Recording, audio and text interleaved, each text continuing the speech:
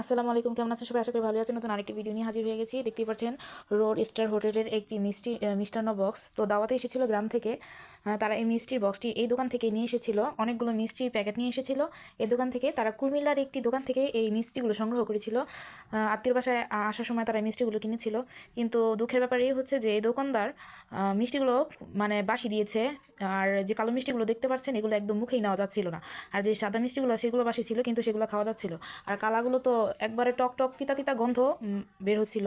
তো যখন এই মিষ্টিগুলো কেনা হচ্ছিল তখন জিজ্ঞেস করা হয়েছিল মিষ্টিগুলো টাটকা কিনা। তারপরে বলছে হ্যাঁ মেপে নেই, আপনাদের খাওয়ায় দেখাবো যেগুলো টাটকা কিনা। তো ওনারা মাপছে, তারপরে একটা মানে খাওয়াই দেখাইছে। আর যেটা খাওয়াই দেখাচ্ছে সেটা খুব ভালো ছিল এবং খুব মানে ফ্রেশ ছিল।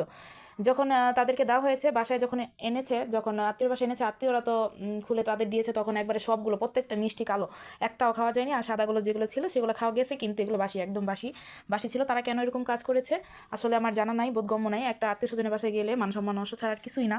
তো আপনারা যারা যারা দেখেছেন প্যাকেটটা এই দোকান থেকে, তারা ভুলেও ক্রয় করবেন না, প্রতারিত হবেন না। যারা কুমিল্লায় না মানে বাস থামায় যারা নামেন, যারা এরকম মিষ্টান্ন কিনেন, তারা এরকম কিনা থেকে বিরত থাকবেন। আশা আশা করা যায় এরকম প্রতারিত আপনারা হবেন না। 14 গ্রাম, লাকসাম, নাঙ্গলকোট, তারপরে ফেনী, চাঁদপুর মানুষগুলা কুমিল্লায় থামে বাসগুলা। এই বাসগুলা মানে এই গ্রামের মানুষগুলো অনেক সোজা সহজ সরল হয়ে থাকে, অনেকে বুঝে না।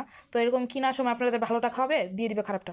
তো আপনারা বুঝে শুনে তারপর কিনবেন। আর আর প্রতারিত হতে না চাইলে আপনাদের এরিয়া থেকেই মিষ্টি কিনে তারপর আত্মীয় স্বজনদের বাসায় যেতে পারেন, সমস্যা নাই। আর যদি কিনেন তাহলে ভালো করে বুঝে শুনে কিনবেন। আর এই দোকানদার যা করেছে তা ঠিক করেনি। আমি আশা করি ভোক্তাদের এরকম মানে ঠকানো একদম উচিত না। এতে করে ব্যবসা নষ্ট হয়। তো আপনি ভিডিওটি ভালো লাগলে অবশ্যই লাইক কমেন্ট শেয়ার করবেন। খুদা হাফেজ, আসসালামু আলাইকুম।